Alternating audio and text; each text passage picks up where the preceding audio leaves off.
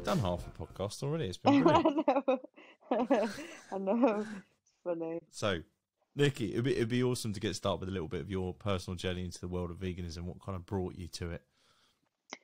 So I actually, it's mad that I think went vegan because I used to be typically that kind of person who had, kind of thought a bit of a stereotype about vegetarians and vegans. And I used to be, when I trained, I used to be like, no, you have to have meat with everything. And where do you get your protein from? And, I used to not understand it.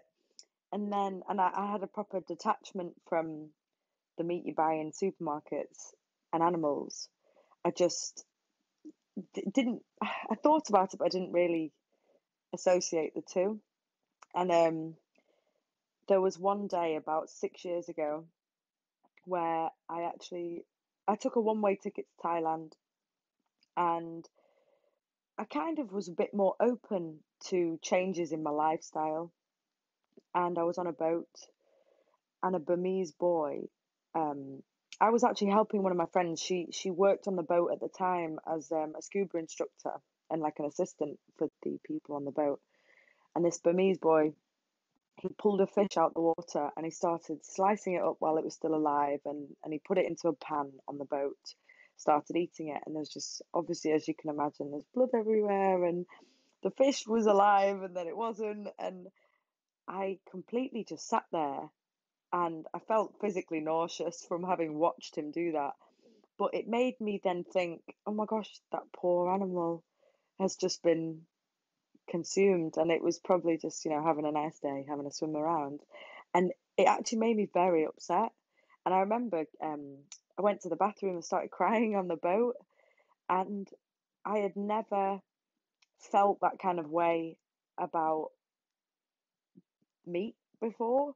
And then I thought, well, I quite enjoy vegetarian food. So for the rest of my whole trip in Thailand, I think it was another 2 or so months I had left. I just didn't, there was no part of me that wanted to have any meat, not even Mm. non-sea animals. I just thought, well, I'm in a beautiful country, and I just wanted to try something different. And also, it completely put me off at the time. I didn't think in my mind, when I come home, I won't eat meat again, or I didn't think of anything. I just solely went off how I felt in that moment. And then as time was going on, whilst I was in Thailand, I was trying new foods. I I actually ended up, I probably must have eaten vegetarian for a few weeks, and then while I was um trying different things, I probably started cutting more things out, like the dairy, and I started looking more at ingredients in products. And it was, I started, there was a Thai lady who lived down the road from me who only made vegetarian dishes. So I Mm. just was eating with her most evenings and having a lot of fruit from the land or wherever I was eating at the time. And I started then in my free time researching and watching more documentaries on where your food comes from, and the meat and dairy industries, because I've turned a blind eye to it all for so many years. And I thought, actually, this is disgusting, And I thought, why have I had such a warped idea of this diet for so many years? And I don't want, because I had such an emotional response to seeing that animal die and get eaten. I thought, if this is how I actually feel about animals being consumed for food because I've seen it, I was like, I must have spent years not really caring because I don't see it. So then I Mm. started watching more about it. And ever since that day, seeing the fish, I still haven't to this day eaten meat. And that was 6 years ago. It just, as soon as I came home, I had no feeling inside of me that ever wanted to consume meat again. And I probably spent the better half of about a year um, understanding food, understanding what to avoid, understanding Mm. that you can't really, like, when I first went vegan, I think I did it wrong.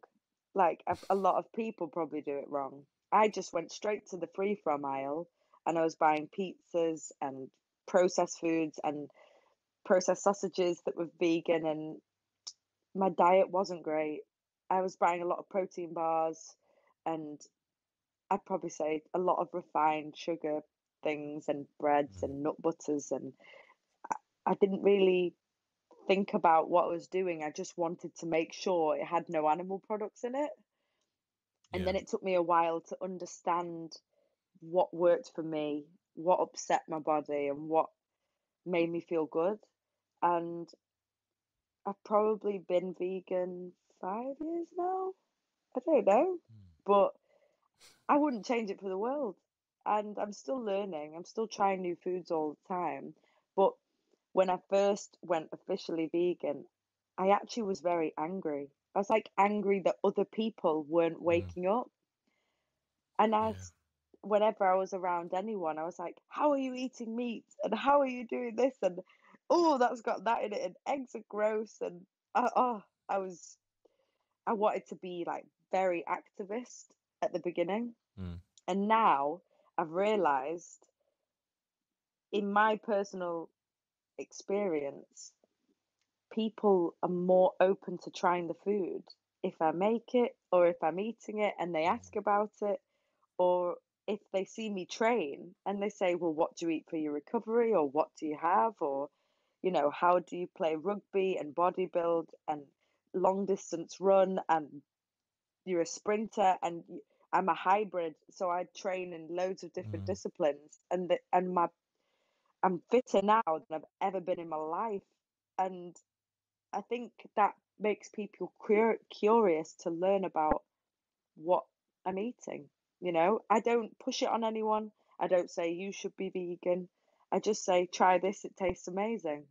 And it'll help with your recovery, or it'll help with putting on size, or it'll help with losing weight, or you know, it's now I'm very calm about everything, and I think people have a big misunderstanding about the vegan diet, you know, Mm. and vegan people, I suppose. But yeah, long story short, I think that was the turning point for me massively, because overnight I cut meat out just from how disgusting I thought that was. So Yeah. yeah, Yeah.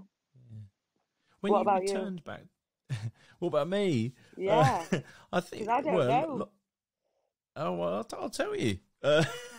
It was all very overnight for me. And long time listeners will know this story because I've shared it a few times. But it's essentially about 4.5 years ago. I watched Cowspiracy. All right. Happened to come across it on Netflix. Mm. I had like a little home gym in my spare room, and I was on a bike or an elliptical. I can't even remember. It was something like that, and flicking through Netflix and thought this looks. I thought this looks curious. I didn't even think this looks good. I was just like, what is this? Yeah. This Cowspiracy thing. Thought it was a bit of a strange title, etc. Watched it, and at the time, probably felt like I was, it's sort of almost a bit laughable now. But at the time, I thought I was a bit of an environmentalist, or at least I was, conscious of these things, and Yeah. I was recycling and all these kind of things, and I realised, I wasn't. I guess I was sceptical actually. Even when I finished watching it, I still went and looked at the facts on the website, because I was kind of like, well, where's this come from? Because surely, if this would be all over the place, if this was news, if this was real, we'd all be talking about this, because it seemed like the way at least they presented it, and I know it's not quite as simplistic as this, but the way they presented it was like, if we want to end climate change, just stop eating animal products, and Yeah. that will be that. So I researched it, found Oxford University report and United Nations, and I was kind of like, okay, so some credible sources have said this stuff, and this reports make sense.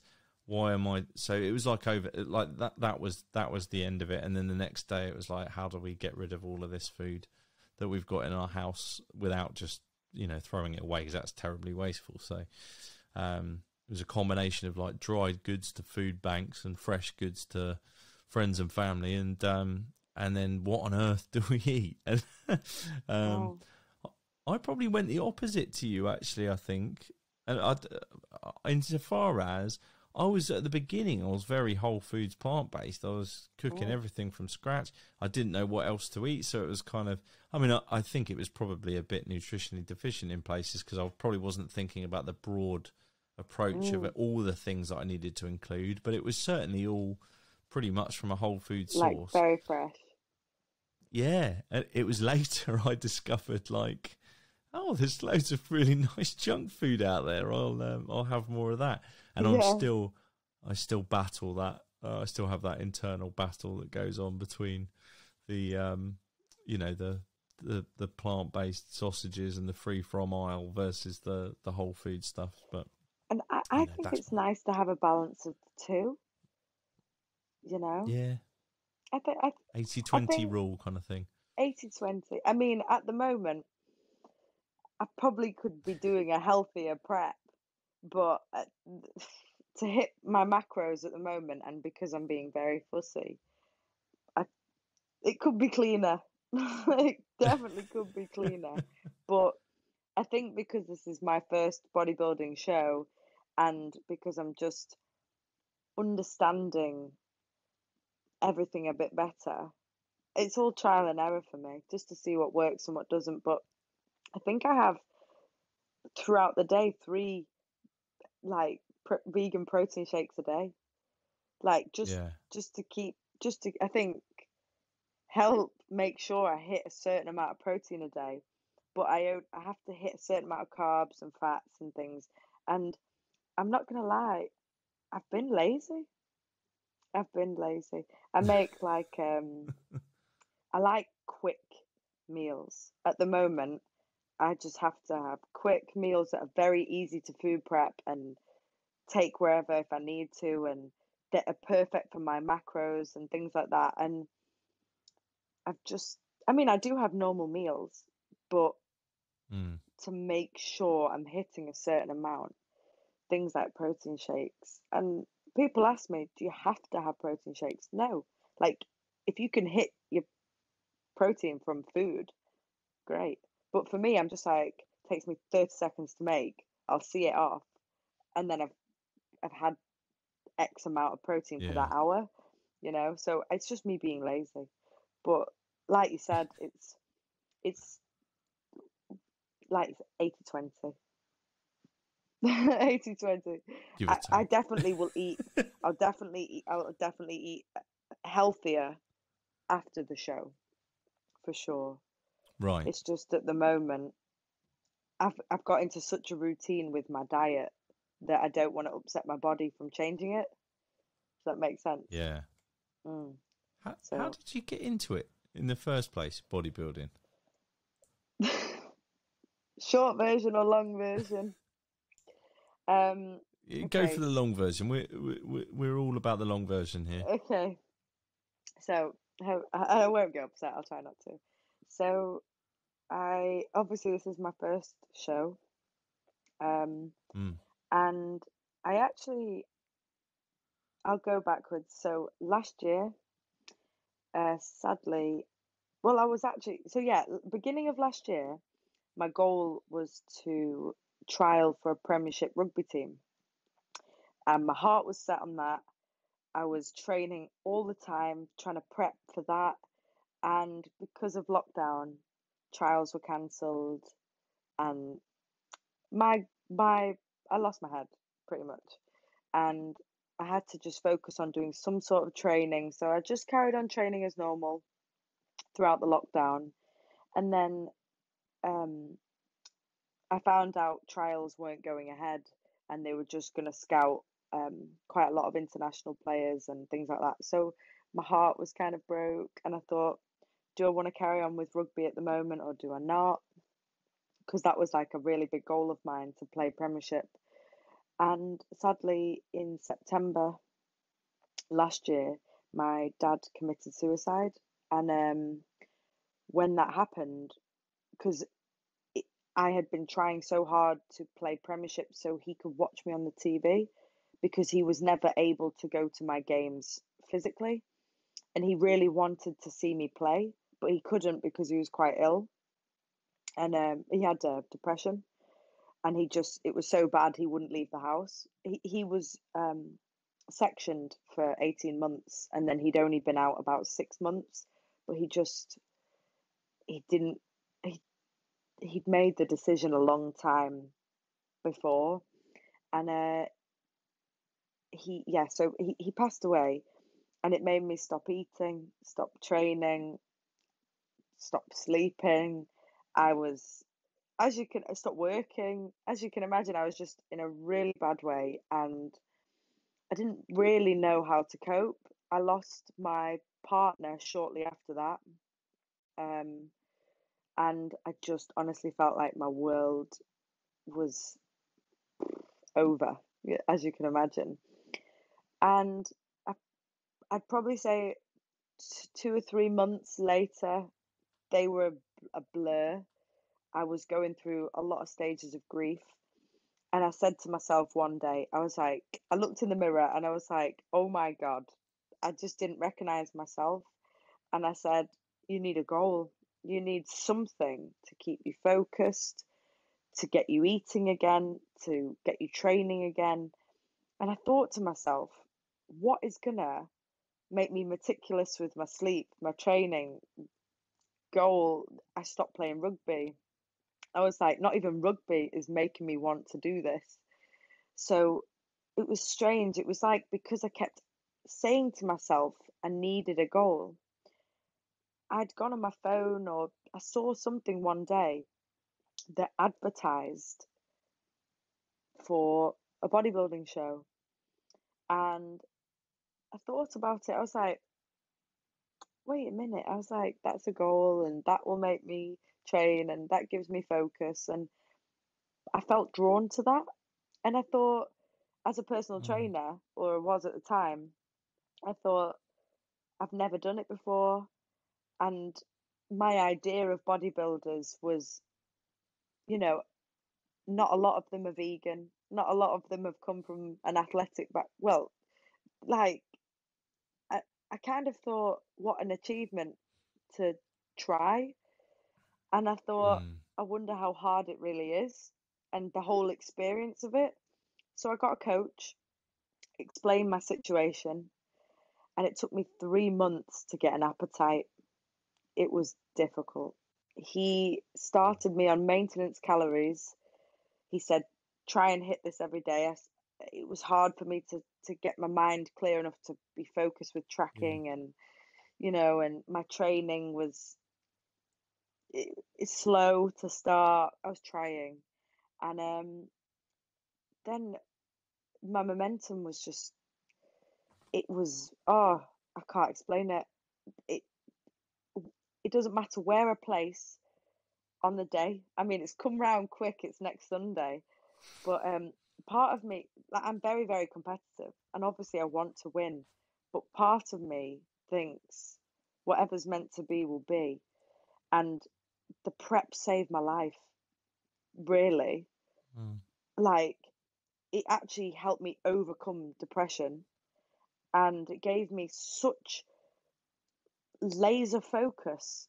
And it was like, no matter what bad things were going on at the time, because I actually was, oh, me and that said partner were on and off, and he'd actually been cheating on me for months. And like, I had to move home, and I had to deal with police inquests and trying to sue my dad's care team. And oh, as you can imagine, funerals and God knows what. And obviously battling with my own Mm. situation, and work related and finance related, and as you can imagine. And no matter what was going on, my mind was completely focused on prep.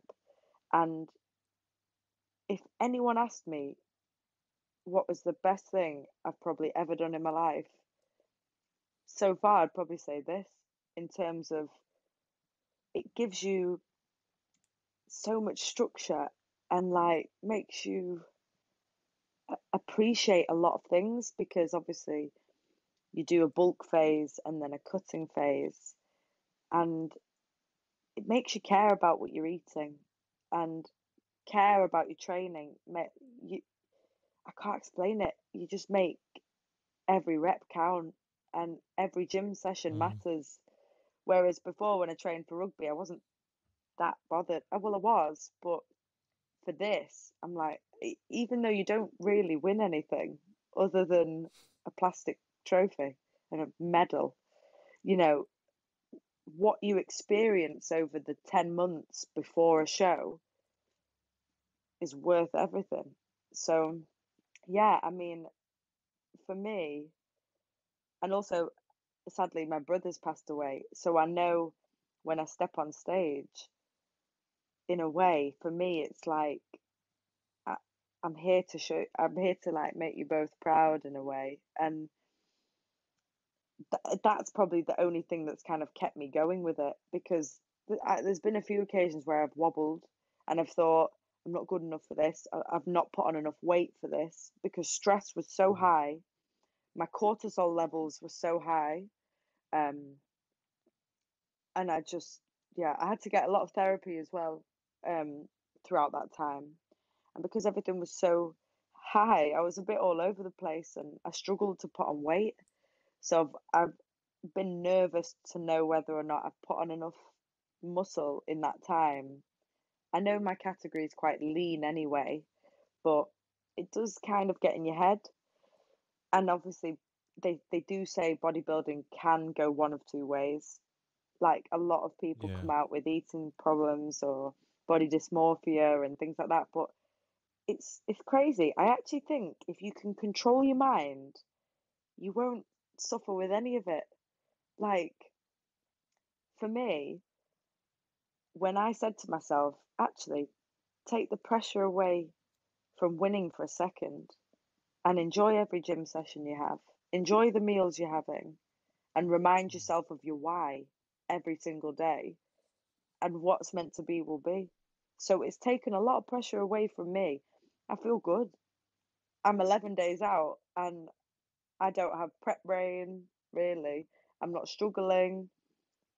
I probably can't lift as heavy as I once was able to, but I'd recommend it to anyone who probably might have been in the same situation as me and really needed something to Mm. focus on. But it does take over your life. And I had to stop playing rugby because of it. But and the rugby girls, they don't want me to win because then I have to put weight on and go straight back to rugby. But hopefully I do win, because then I'll compete in finals 3 weeks later. And then I'll probably just Right. put weight on and go back to rugby. Who knows? I might get the itch and I might just decide to bodybuild for the rest of my life. But I'm just going to see what happens. But yeah, so for me, it wasn't something that I've wanted to do all my life. It literally was something that just was triggered on set from a trauma. So yeah, but it's the Yeah. best thing that has ever happened to me so far. So yeah, What an incredible period of time. I'm just, it's yeah, been it's interesting. difficult. It's been It's interesting. difficult to know what to say. It's just, yeah, Don't worry. yeah. Apart from, just incredibly, I guess I'm sort of feeling a mix of emotions. Obviously, just I can't imagine having been in that situation. I think the strength, the inspiration that it gives me. I just think that as an individual, to have been able to show such strength in the face of that, and take control and seek the support, not just like the physical side. And I could totally understand that. Like, I need something to get out of bed, to motivate me, to drive me, but then to also think, and from whatever personal tragedies I've been through in my life, nothing compared to that. Thank God. But where I've not been as as focused or as able to move on is because I've never thought about the therapy side. That's always been the bit that I wouldn't come Really? to. I might get to the gym bit. I might, a little bit. I mean, nowhere near as focused, but to Oh, think about, to have the presence of mind to think so holistically when you're mm, going through such tragedy, to think, I mm, need to get my head right, I need to get my body right, I need to get my routines in place. Like, I think that's just 100%. amazing. 100%. And I'm quite fortunate that my family are quite spiritual because Mm, they have really helped me shift over the years in terms of my mindset, I suppose, and with what matters and what really doesn't. And mm, when you open up to, I mean, I don't know how spiritual you are, but I think that gives a lot of strength.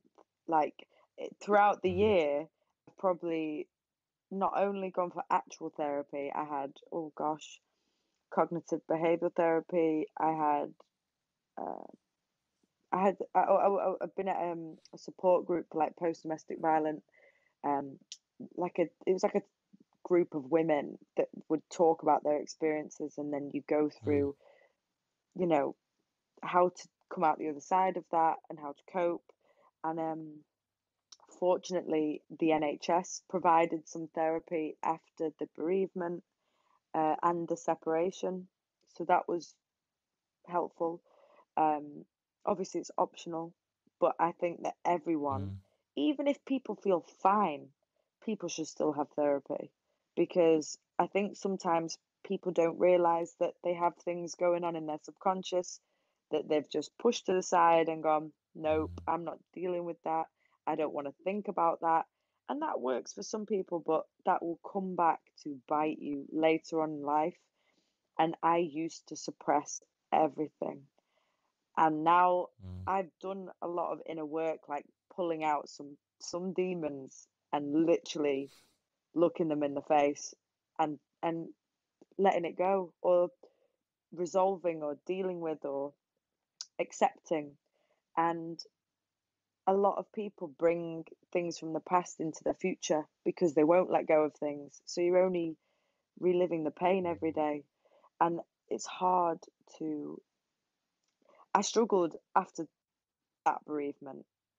I put my brother's bereavement in a box in the back of my mind, and I see a lot of signs from my brother on a spiritual level. So I have a lot of peace from that because that's like how my mm. family deal with that situation, and we all feel very uplift. up- I can't explain it. Like very positive about that. Whereas Yeah. I've still probably not fully accepted my dad's passing. I think because I spent so many years trying to help with his recovery, and I used to be a live-in carer Mm, for him. And throughout that time, I think he was ill about a year, and then I was a live-in carer for him for 10 months. But I started drinking a lot as a means of coping. But I'd like drink and then go to work, and I'd drink on break, and I'd come home and I'd drink.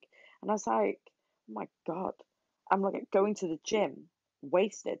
Like that's not normal, you know? And I'd drink mm, before I'd play rugby, and I'd as soon as we came off the pitch, I'd want to drink. I couldn't even believe that I had to, turn to something external as my means of like suppressing how I was feeling. And it literally was making me extremely depressed. And I ended up, my dad had an attempt at the house while I was in his care. And, oh, well, while I was caring for him, and he was then sectioned on that occasion. He was in about a year. And then when he came out, I said to him, I can't live in with you again because it was too much. So we then had mm, carers.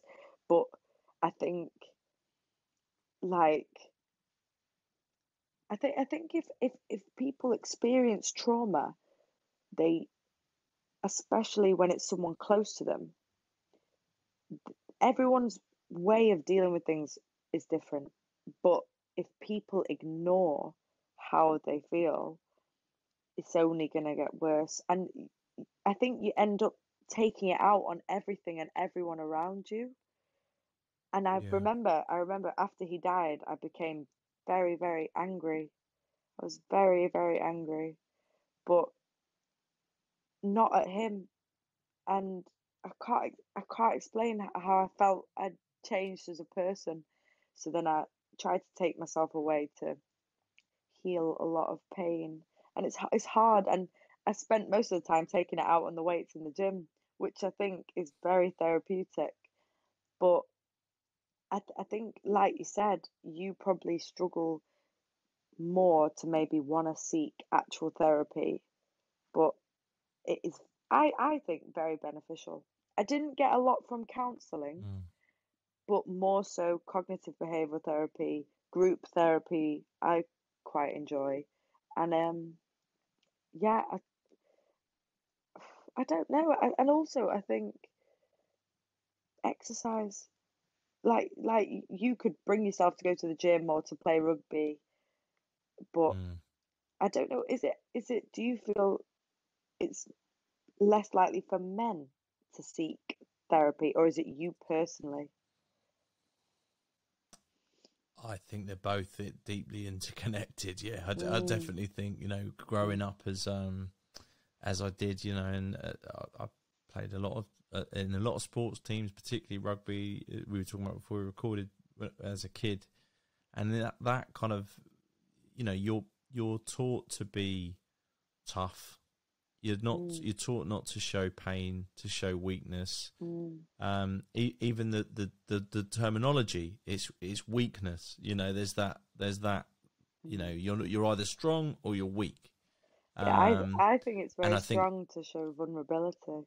I think it's so, very strong of a so do I. gentleman. But yeah, but I think it's not.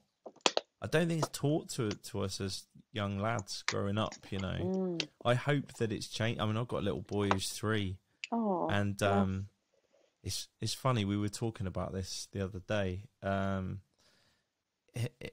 I don't know where it's come from, but innately, if he hurts himself, he often goes quiet rather than says.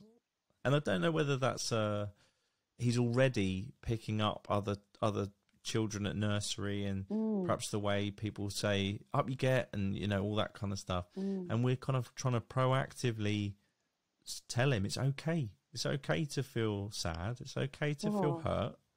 good. It's fine. I think that's You good. know, I think that's where a lot of my sort of hang-ups over seeking help, or even just talking out loud to friends and family. It's a bit of a running joke, really. It's ironic considering I do a podcast where I talk a lot, but it's a bit of a running joke where somebody will say, "How was your day?" and I'll go, "Yeah, it's all right," whether it's good, bad, or indifferent. Literally, but that I think is what most men and most people do.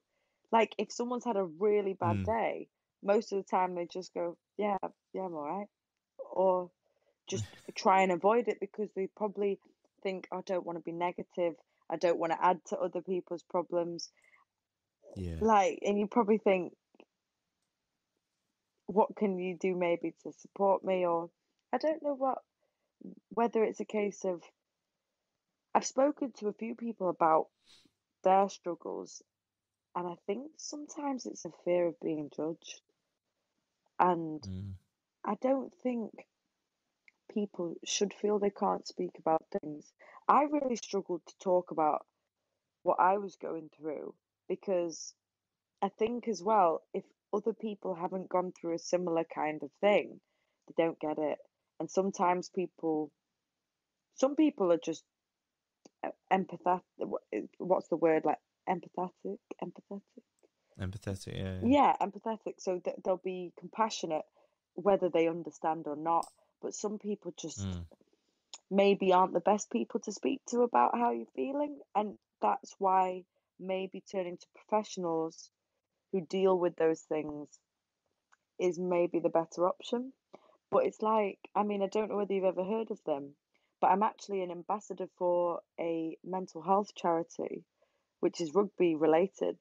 They're called Loose Mm. Heads, and they have Yeah, I've heard massively of them. helped yeah, they've massively helped men especially start Mm. talking about mental health struggles because apparently, obviously, back in the olden days, especially rugby players would not talk about their feelings at all because it's not manly and it's Mm. not you're not strong and a rugby player if you're going to talk about your feelings or get upset or talk about depression or mental health.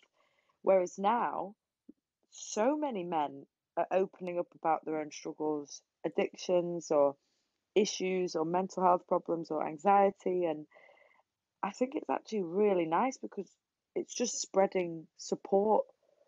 And it's nice that men, especially rugby playing men, are becoming more vulnerable because I think it's look at younger generations who look up to them and now Mm. feeling actually I can open up too.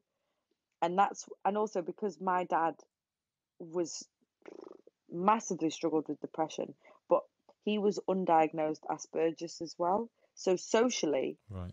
he he was an extremely professional gentleman. Like he was just so professional all the time. He couldn't switch it off because he didn't kind of know how to be any other way.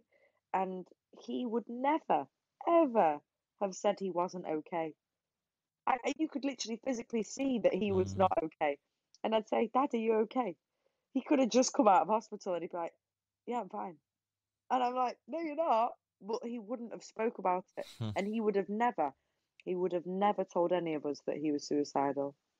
Never. I mean, obviously, we knew from a previous attempt that was unsuccessful, but I'd spoken to him on the Monday. He'd taken his life on the Thursday, you know, and I was like, there was no sign other than, to be fair, in hindsight, sometimes there are big signs when you can tell someone's struggling, whether they say it or not. Like there was the whole fridge was full of food that he hadn't eaten, and Mm. it's one of them. Like you can pick up on some things, but like I think like in my dad's circumstance, even though he had professional help, sometimes it's not enough. Yeah. And I think some help's better than no help, you know?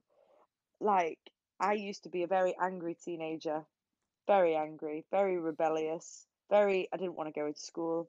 I didn't want to deal with my parents. I was very against the world. I just wanted to go out and rebel and be on the park with a 2 litre bottle of Strongbow and just, you know, I didn't really have, I didn't know what I wanted to do with my life and I was very like lost. I never spoke about my feelings, never to my parents. I never felt comfortable. It was never a conversation that could be held. And then it was strange. Brother passed away. My mum went very spiritual after. Everything shifted for me. And then I was like, oh my gosh, I need to care about my mental health. And then I just started doing more inner work, started getting more spiritual. And I think when you actually drop your walls and say, I need a bit of help, even if you go to just your partner, or if you feel you Mm. can't speak to your partner about it, maybe your family. If you feel you can't speak to your family, maybe your rugby mates or your friends from work. If you can't speak to them, I'd definitely say a professional. Or even just Mm. sometimes you don't even have to physically speak to someone who can respond. I actually found it quite nice to go to like farms. I was going to farms. There's like a alpaca farm in Oldley Edge, and I just would go and speak to an animal.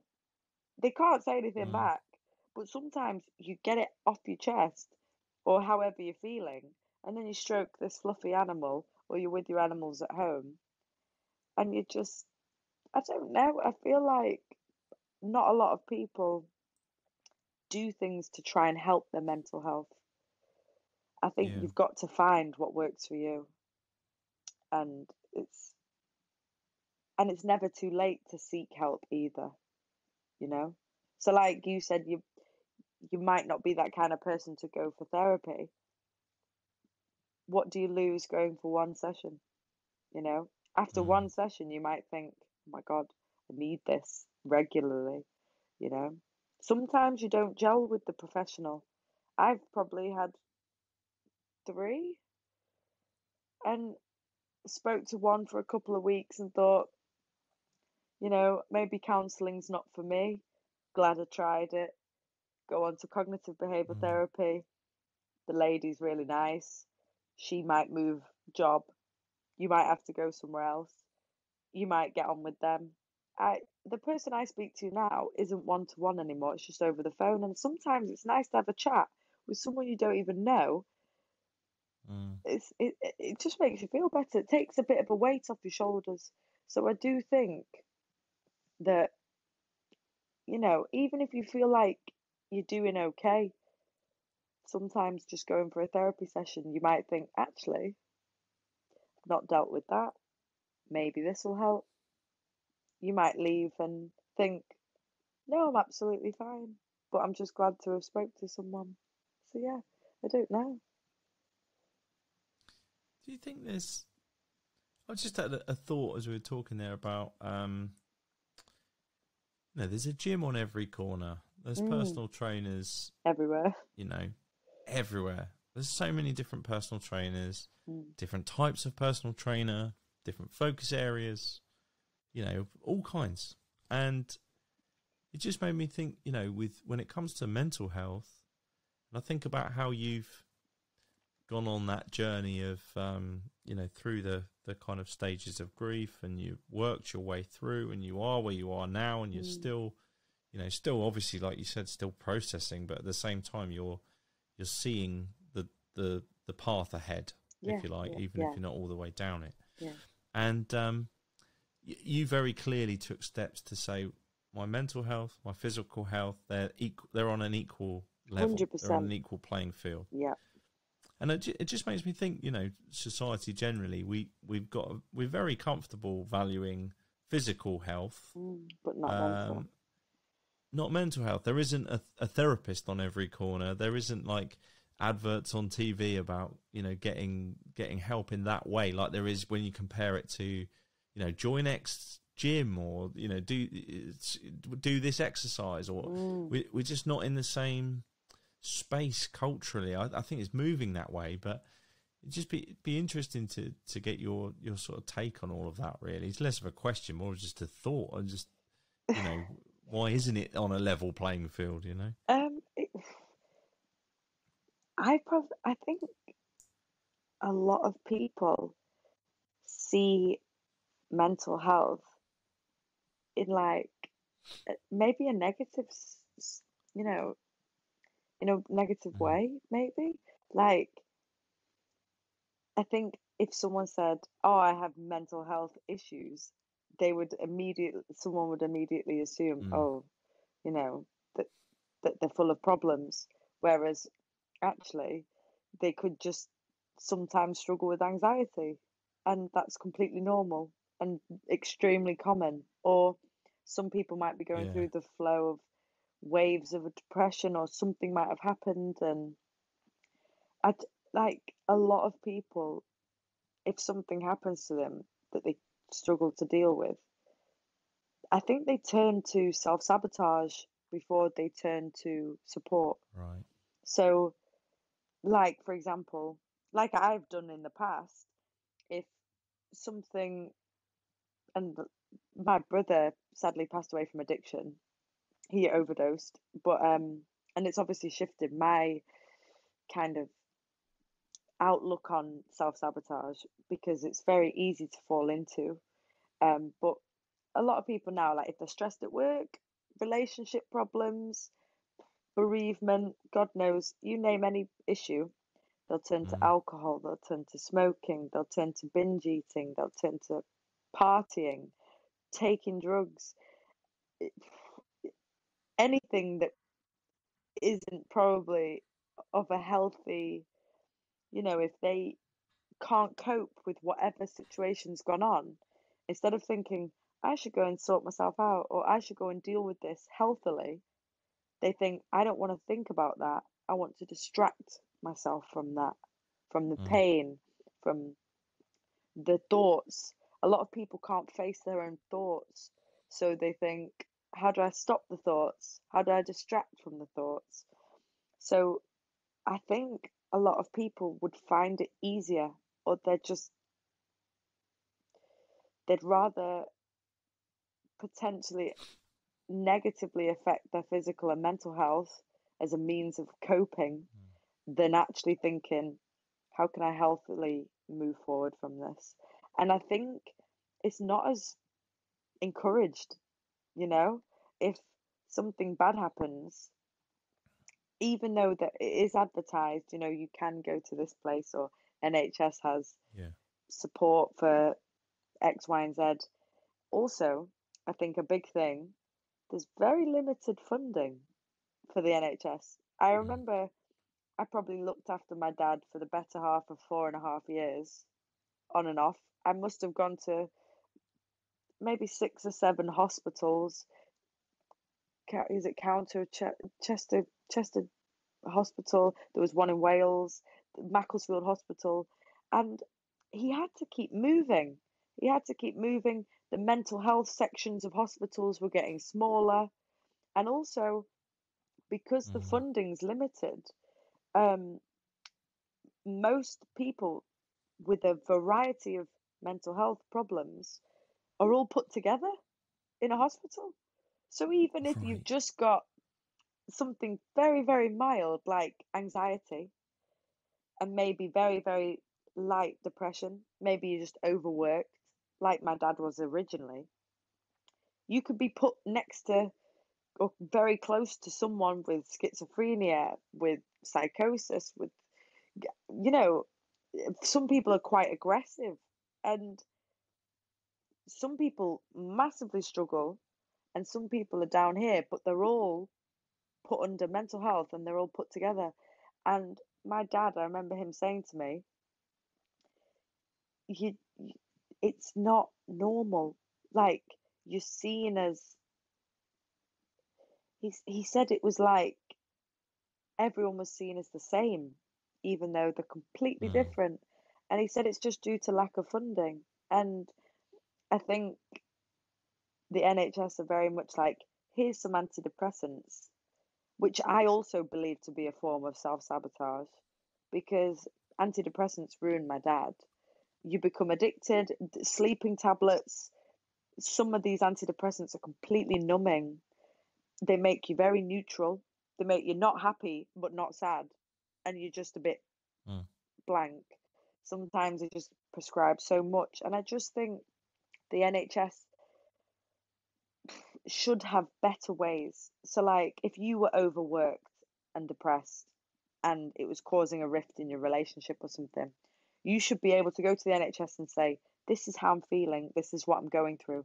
They should say, okay, you should reduce your working hours to this until you feel ready again, or you should take a week off. Here's a letter. This will help. You know, you should go to the gym. It'll probably help your relationship, and it'll help your work life. Maybe change your diet, change a few things, come back in a couple of months if you still feel the same, right? Whereas actually, whatever you say, they'll say, here's some antidepressants, numb yourself, see you later. And that is exactly what they did to my dad. They should have told him to just work a bit less and go on holiday. That would have completely sorted him out when he had a nervous breakdown. He was working 7 days a week.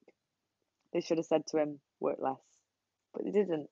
They go, oh, you're depressed. Here's some tablets. And then that cycle starts. So I think people should see going for support or therapy just as important as going to train. Or in a way, if some people didn't feel comfortable to go for therapy, I think people should be open to meditation or doing inner work, and understanding that they need to work on themselves.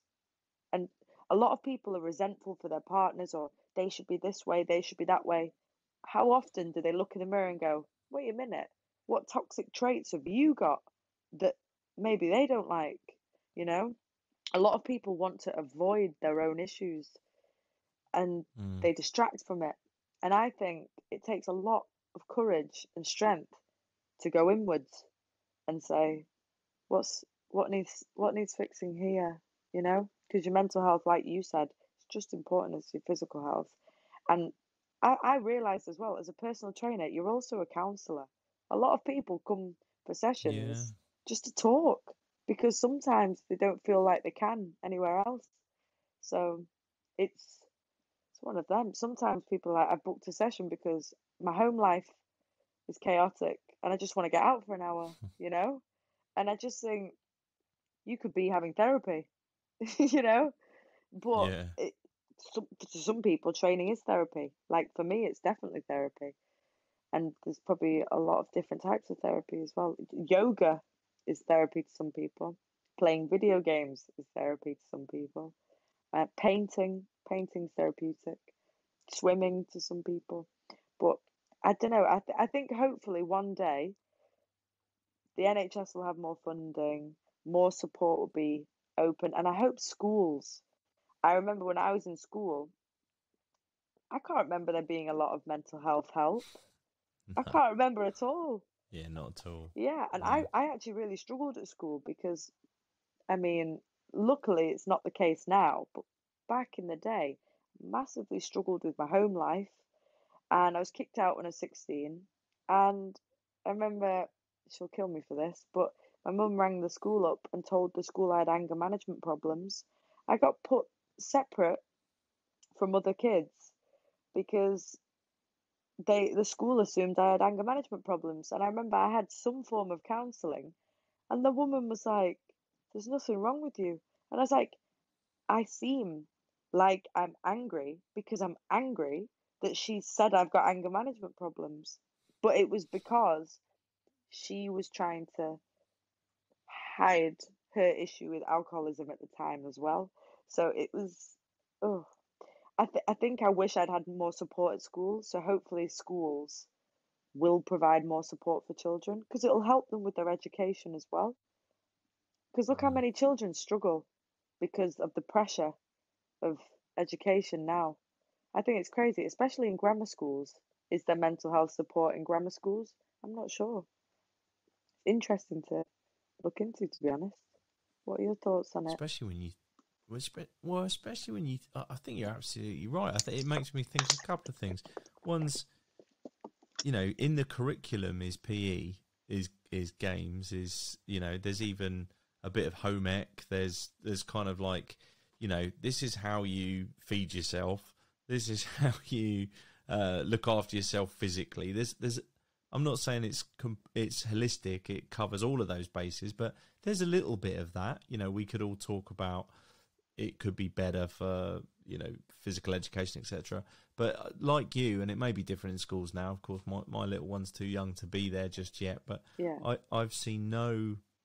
I saw at the time anyway no acknowledgement of that there was such a thing as mental health, or that you should look after your mind. And it makes me think something else, just going back to something you said right at the beginning, is our attitude to mental health and then our attitude to physical health. With physical health, we're preventative. We think before we don't just tell people to go to the gym when they are unable to Yeah. move or walk, Yeah. or perhaps they've got some real physical problems. We tell people to go to the gym early, like, Yeah. To prevent when that there's from nothing happening. wrong with them. Yeah. Yeah. Of course. Yeah, to prevent it.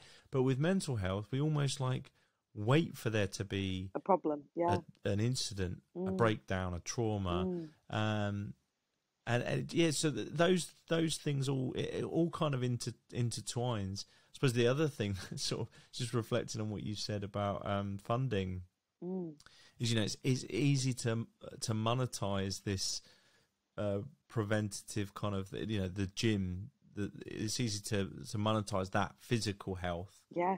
Because everyone has this kind of like ideal of what they want to look like and how they should feel and all these kind of things. So it's kind of easy to monetize. Whereas Whereas that's not mental we're health. relying Not. solely on Yeah, we're relying solely on on the National Health Yeah, Service. and So I think I it don't does know. put There's so many things. it must put people off that like the average therapy session is at least £40 about an hour. Mm, Like I think yeah, the most I've ever paid for a therapy session is about £75 just for the hour. So imagine if you yeah, felt like you needed therapy once a week. Imagine it, you'd break the bank. You know, I mean, that's probably why yeah, some people avoid it because some people probably can't afford it. And and then like there's probably wait lists for the NHS. There's lack of funding there, waiting lists. Are people getting enough support quickly? No, not really.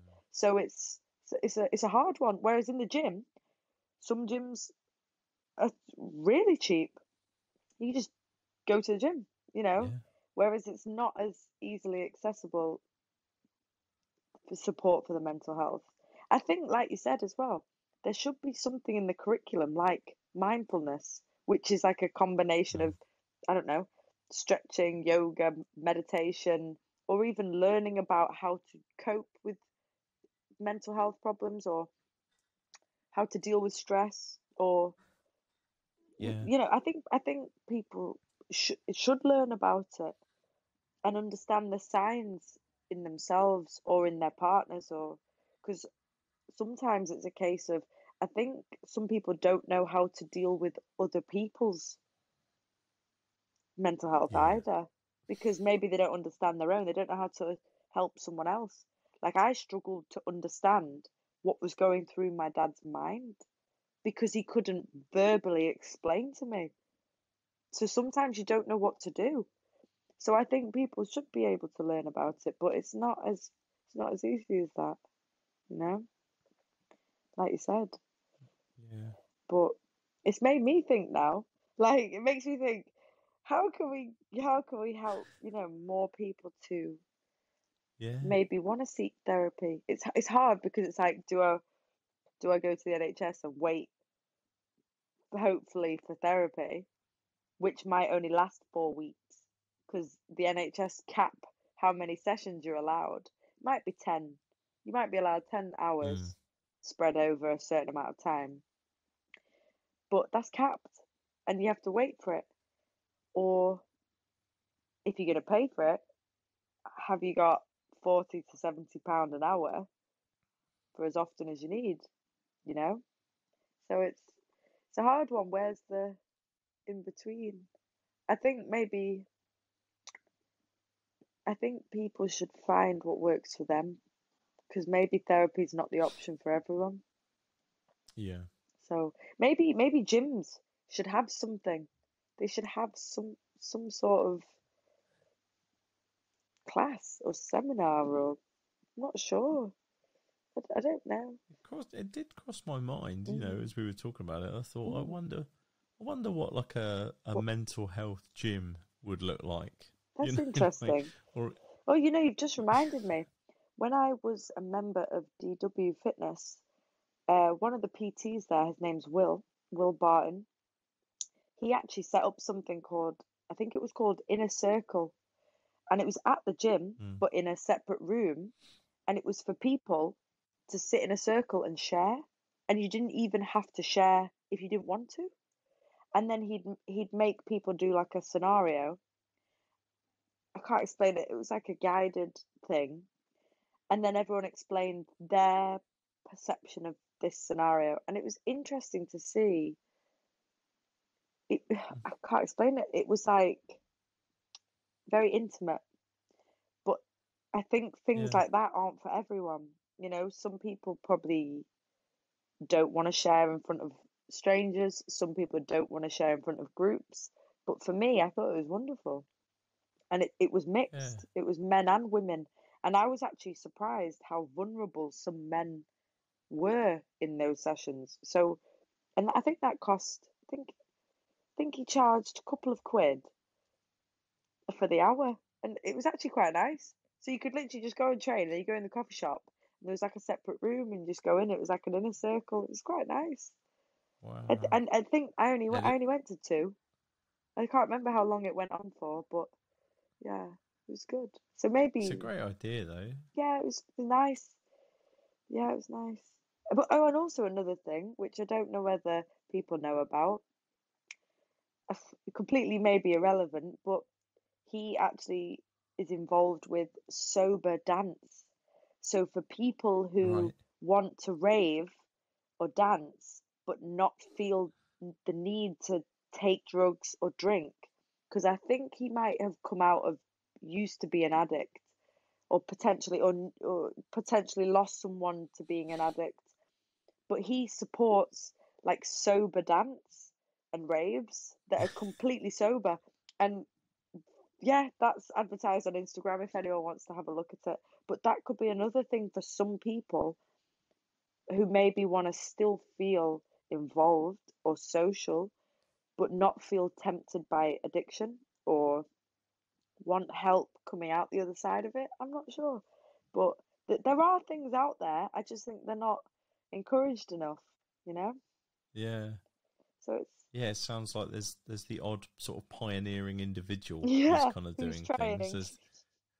There's the odd organisation that's trying things, and Exactly. it probably needs more More of that. holistic. Yeah. Yeah, And yeah. I Well, but think yeah, it's more people nice. doing that. I think it's Yeah, nice that it's true. the guys have brought out the vegan rugby club, like the first UK's Yeah. first vegan team. I mean, it's a shame we haven't got the first full women's team because it's probably not that common to be a vegan rugby playing woman, but I love it. So if anyone's thinking about doing that, I can recommend it 100%. 100%. Yeah, But I, hundred I percent. Looking for more women on the team. yeah, Yeah, yeah, definitely. absolutely. And any ability, absolutely. Yeah. Even if Oh you've never yeah. I played think before. that's a key part. Yeah, Yeah, that's massively. a key part of the ethos of the club, isn't it? Is to, everyone's welcome, regardless of ability or gender or anything. Come on, come all kind of thing. So Yeah, couldn't agree more with that statement. yeah. And I'm hoping to It was get good down. fun last time we all got together. Oh gosh, I really enjoyed that. I actually thought I'd be shocking because I had a sprained ankle. My right ankle was strapped up, and I thought, oh gosh, I'm gonna just look, shocking. But actually, I could still kick and I could still run around, so I had a good laugh. And you could kick from one side of the pitch to the other. It made me literally go home and be like, right, I've got to practice on this tee because I just couldn't believe it.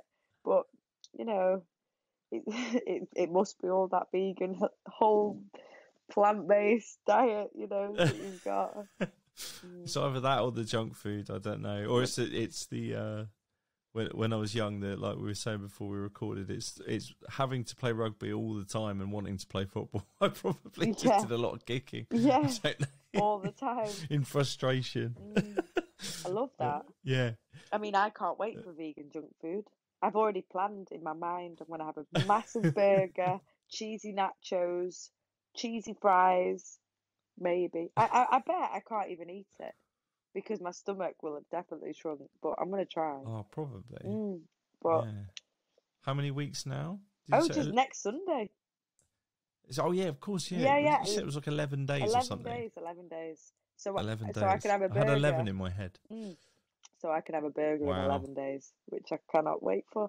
I've also, which I will probably tag you in if they're any good.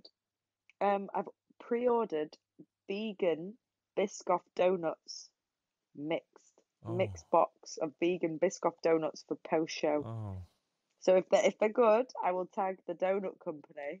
It's probably not a good thing as a Oh, that's personal incredible. trainer to encourage donut sales, but if they're amazing, I've got to. So yeah, but Wow. You got to yeah, I have a think, donut now and then. and I don't think as well a lot of people think that vegan food will taste nice. Like I wish looking back when I wasn't vegan, I wish I'd said to myself, "Oh, I'll try vegan food to see if it's nice." It's actually Yeah. so much nicer than the food I ate previously. Like, I'm shocked.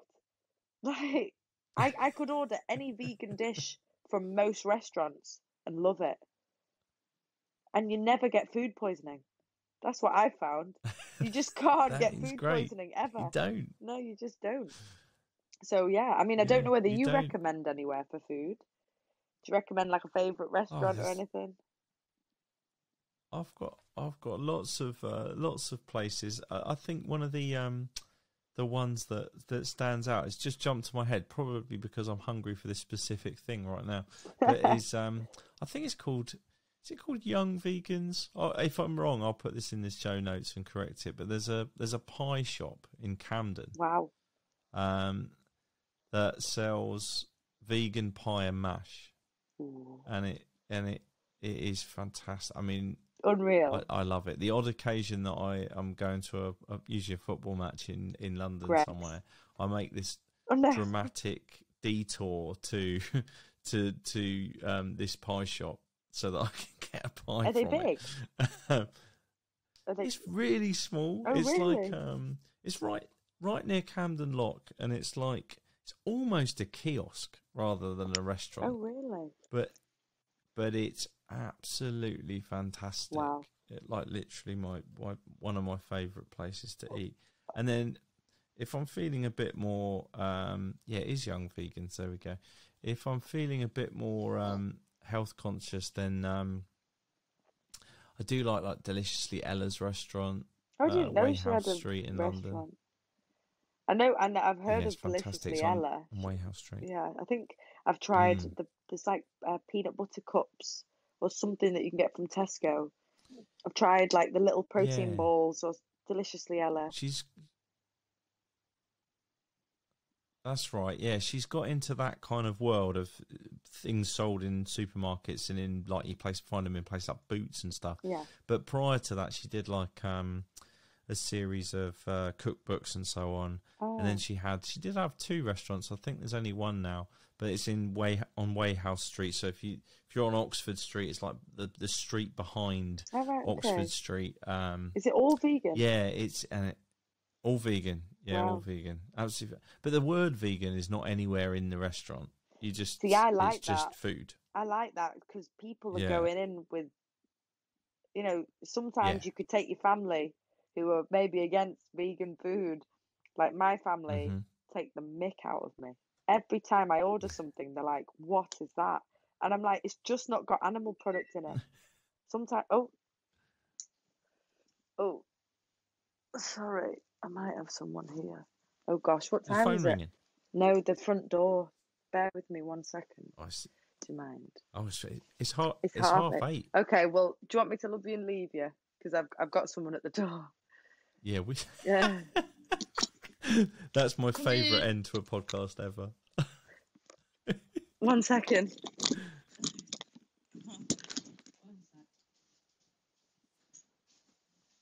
Nikki's just gone to answer the door. Sorry, so, I'll have to say bye, but it was lovely to speak to you. It was great chatting to you. Hopefully I'll see you at the Green Gazelles. Yeah. In November. Yeah, hopefully I'll see you then. And nice I'll tag you in those 2 Good luck as well. Thank you so much. And I'll good luck. I hope you have an amazing show. Thank you so much. And you enjoy the donuts. And thank you so much for asking me to be on the podcast. I've really, really enjoyed it's awesome chatting to have you on. Thank you. Thank you for everything. It's been amazing. Thank you. See you later. Bye now. Bye. Bye.